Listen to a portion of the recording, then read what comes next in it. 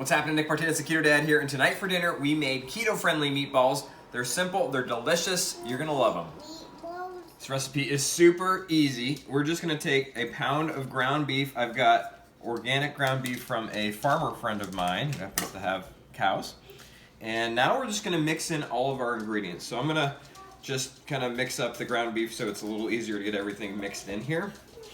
But get all of that mixed in. Now, here we go. This is what makes these meatballs easy to make, delicious, and keto friendly. We're gonna start with some Parmesan cheese. We're gonna mix that in there. We're gonna add some almond flour. We're gonna add in an egg. Oh, there we go. And a couple more things. I've got Italian seasoning and parsley to give it some good flavor. And then this is kind of a special ingredient. I've got a little bit of mozzarella cheese. I'll do about that much.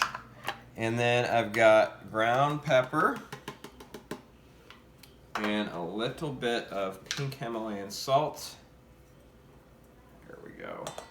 Now we're just gonna mix this all, and I'm gonna have to use my hands eventually here, but I'm just gonna start stirring it just to get it kind of mixed together.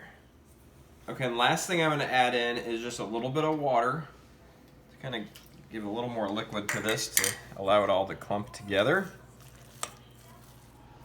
Okay, this mixed in really nicely, look at that.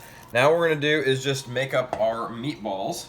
And here you can make them whatever size you like. I like about 2 inches, 1.5 to 2 inch in diameter. They tend to be good. If you make them really small, they're just a little harder, right? Like, or if you make them a little bit bigger, sometimes it takes a little longer to get the insides cooked, but then they end up being like just really nice and juicy.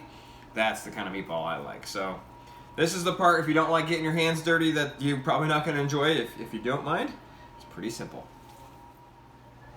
Okay, now the hard work's done. We just have to bake it at 350 degrees for about 20 minutes.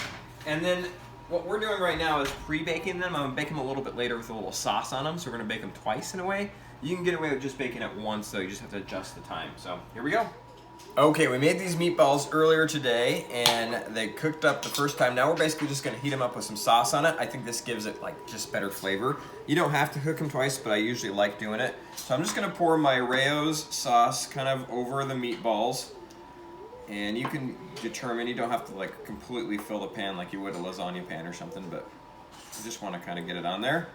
And now we've got the oven preheated at 350 degrees. We're gonna stick it in the oven now for about 15 to 20 minutes until these are nice and warm and ready to go. All right, it's been about 15 minutes. Let's check them out. Oh, they're looking delicious. All right, let this cool off for just a sec.